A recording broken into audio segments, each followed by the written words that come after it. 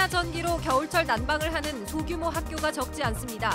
그런데 아무도 없는 주말에도 난방이 되고 있어 전력과 예산 낭비라는 지적이 나옵니다. 횡성군과 횡성축협의 갈등이 확산되고 있습니다. 횡성군이 보조금 지원 취지에 맞도록 한다며 축협 지원을 배제하기로 하자 반발이 거셉니다. 논란이 컸던 레고랜드 동의안과 육아 기본수당 예산 등의 강원도의회 상임위원회 통과를 두고 비판이 제기되고 있습니다.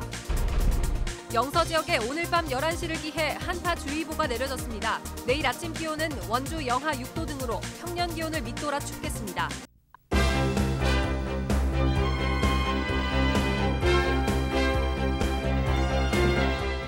안녕하십니까? 뉴스데스크 원주입니다. 학생 수가 100명 안팎인 소규모 학교 가운데 심야 전기로 겨울철 난방을 하는 곳이 있습니다. 그런데 아무도 없는 주말에도 난방이 되고 있어서 전력과 예산 낭비가 크다는 지적입니다. 황구선 기자입니다. 학교에서 사용하는 심야 난방기입니다. 매일 밤 11시부터 10시간 동안 열을 모아두었다가 다음 날 낮 동안에 난방용 열을 발산합니다. 일반 전기를 쓸 때보다 비용이 저렴해 15년 전부터 각급 학교에 설치됐습니다.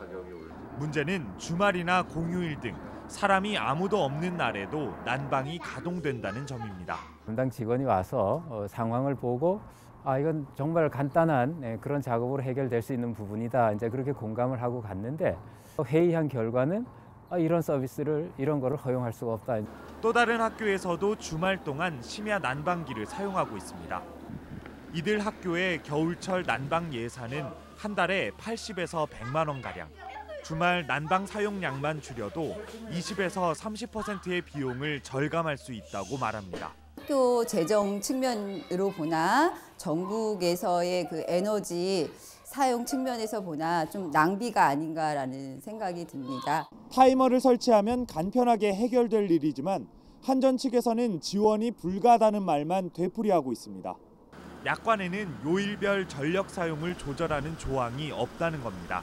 약관이 바뀌면 당연히 저희가 하는 게 맞는데 이제 뭐 24시부터 공고시까지 전기상 계약을 할 때 저희는 그렇게 넣어드리긴 했는데 한전 지원 없이 따로 업체를 불러 타이머를 설치하려 해도 계량기 고장에 대한 책임 소재가 불명확해진다며 설치를 제한하고 있습니다.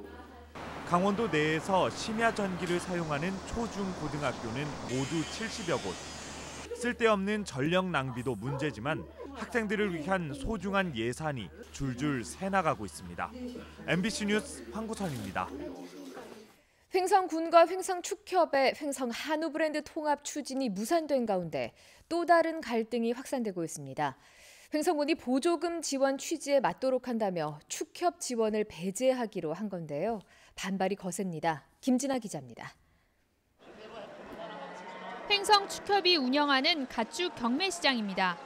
횡성축협은 지난 6월 매매 수수료를 비조합원만 10,000원씩 올렸습니다. 내년에도 최대 10,000원을 더 올려 조합원과 비조합원의 차이는 2배로 벌어집니다. 비조합원은 보증금 100만 원도 따로 내야 소를 거래할 수 있습니다. 가축시장 현대화 사업에 8억 원을 지원한 횡성군은 공익적 기능을 상실했다고 보고 시정을 요구했지만 축협은 받아들이지 않았습니다. 타 지역 가축시장도 조합원 혜택을 주고 있고 조합원 가입률도 높이기 위해서라는 겁니다. 횡성군은 시정되지 않을 경우 보조금을 전부 회수하겠다는 강경한 입장입니다. 조합원만의 것으로 만들면은 저희가 지원해주는 취지와 맞지 않다. 사법적에서 판결이 난다면은 부당 이득에 대한 부분까지도 저희는 환수할 수 있는 방안을 강구할 겁니다. 횡성축협은 브랜드 통합 반대에 대한 행정 보복이라며 반발하고 있습니다. 축사 도우미 사업도 내년부터 축협을 배제하고 한우협회로 지원을 몰아줘 편파적이라는 겁니다. 보복성 지원이다 이렇게 봅니다. 저희 축협 조합원이 1,000명입니다. 한우조합이. 한우협회 100여 명 남짓합니다. 그럼 어떻게 생각할까요? 횡성군은 또 축협이 특허청에 등록된 상표 대신 임의로 상표를 만들었으면서 그것이 진짜라고 광고한다고 지적했습니다. 이에 대해 횡성축협은 지원 중단 계획을 철회하라며 횡성군에 공개 토론을 제안했습니다. 브랜드 통합 논의가 무산되자마자 시작된 또 다른 갈등.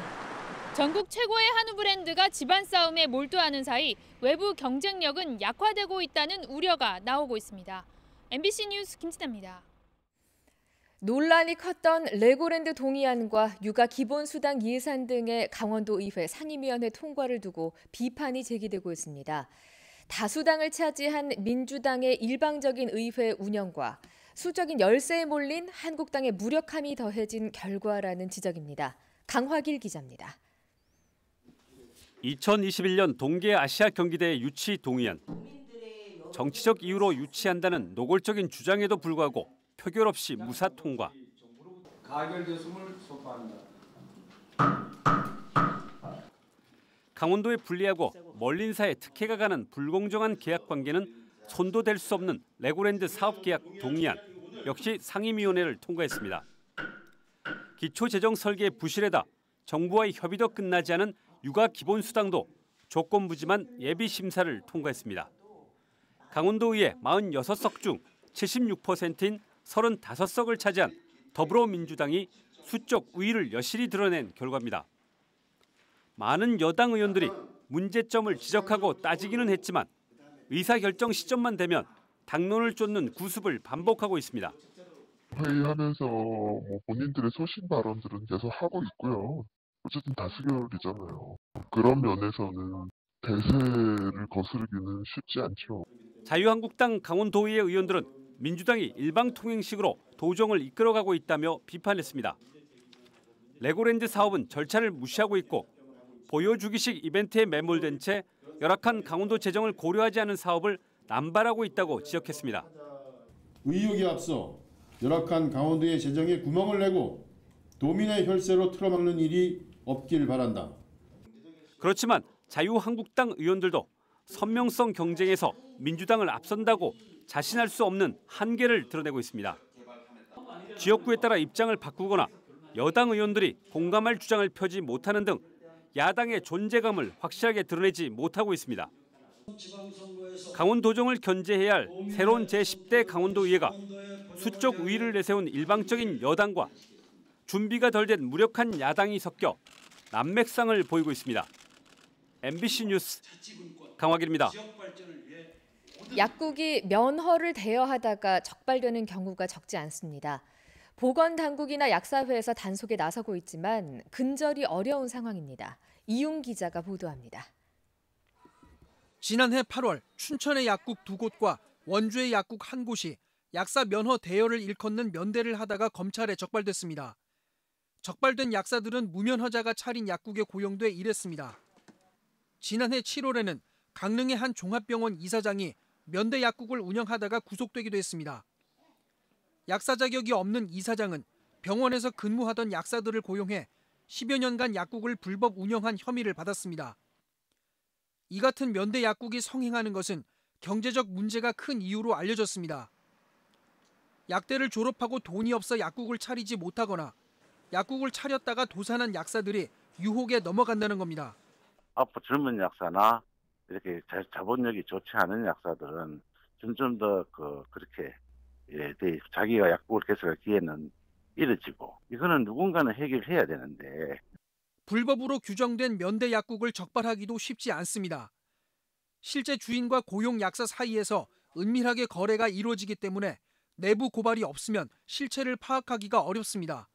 행정에서 정보 파악을 하는 건 없는 걸로 이렇게 알고 있습니다. 있으면 당연히 인지가 됐으면 저희들이 고발하거나 조사를 해야 되기 때문에.